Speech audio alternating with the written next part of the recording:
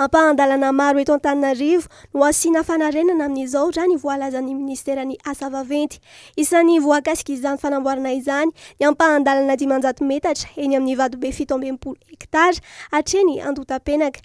Ankoatran'ny fanamboarana sy fandrakofana tara dia misy ihany koa ny fanamboarana ny lakan-drano ho an'ity ampahan-dalana ity. Isan'ireo ampahan-dalana sy fanamboarana ihany koa ny lalana mampitohy ny bato-prosonierana ka hatreny amin'ny croisement Kapsata sy Ankadilalana. Ny lalana mampitohy ny rond-point Ambandi, Mandro 16, rond-point Alasoura izay atao chaussée bétonnée. Ny lalana mampitohy Anankadilalana, rond-point Tsimbazaza, fanamboarana ireo lavaka rehetra na nid de poule sy fanatsarana ny arabe no atao eny an-toerana. Asiana fanamboarana vonjomaika ihany koa ny lalana mampitohy ny Villa Berlin Ambatoloka ambany ka hatrany amin'ny Shell Ambandi.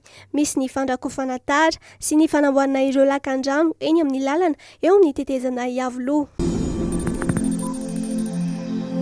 Vehivavy miisa 40 no voatily fa mitondra tsimokaretina mahatonga ny homamiadan'ny vozon'ny tranon-jaza tao amin'ireo vehivavy 70 amzato nanaovana fitiliana teto Antananarivo renivohitra izany hoe 10,12 isanjato raha ny nambaran'ny tompon'andraikitra teo anivon'ny ONG Douleurs Sans Frontières raha tafaresaka tamin'ny ekipan'ny 24/24 androany.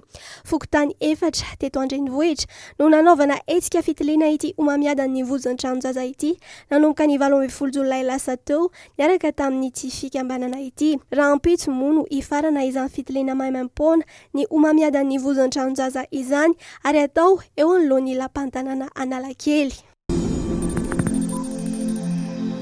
Nametraka lamina vaovao ny fitalehavana amin'sahana ny fanadinam-panjakana momba ny fitsarana fanadinana bakalorea. Misy ny taratasy izay tsy maintsy soniavin'ireo mpitsara, taratasim-panadinana mialohan'ny hikatrohany asa, milaza fa anao izany antsakany sy andavany ary anaraka ny lamina rehetra apetraka indrindra momba ny fandohavana ny tampikarama.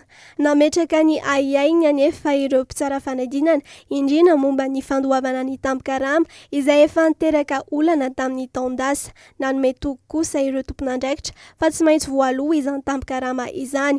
Toy ny asa rehetra hoy ny fanazavana dia tsy maintsy aorian'ny fahavitan'ny asa no andraisana ny karama ka izany no andon'izao lamina vaovao izao. Efa mizotra amin'ny fitsarana fanadinana na izany aza ny eny Ankatso amin'izao fotoana izao.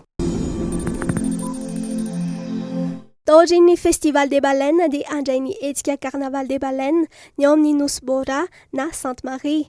Ho tanterahana ny 12 hatramin'ny 17 volana Aogositra izao ity hetsika ity. Isan'ny ampiavaka azy ity ankoatran'ny fizahana ireo trozona na zanaharobe hoy ny mponina any an-toerana dia ny fampahafantarana ny kolontsaina any an-toerana, fitsangatsanganana, fitsidihana tanàna, safari baleine ary fampisehoana maro samihafa no iandry ireo mpitsidika mandritra ireo andro vitsy ireo. Isy fanamorana ny fitaterana ho an'ireo olona 20 andray anjara amin'ity hetsika ity avy eto Antananarivo makany Sainte-Marie.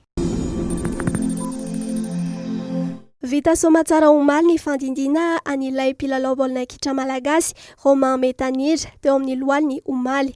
Niandry tao anatin'ny fotoana naharitra moa izy ary efa ao anatin'ny fotoana anomanany ny fiverenana tsikelikely amin'ny heriny sy ny tanjany izy amin'izao fotoana izao. Isan'ireo mpilalao voanjo andrafitra ny bareny Madagasikara i Romain Métanire tamin'ireo lalao roa ny fanandrina ny Madagasikara tamin'ny Mali sy Comore tamin'ny volana May teo 5 no iratrana azy io dia tsy afaka namaly an'izay fiantson'ny mpanazatra izay ity mpilalao baolina kitra malagasy ity.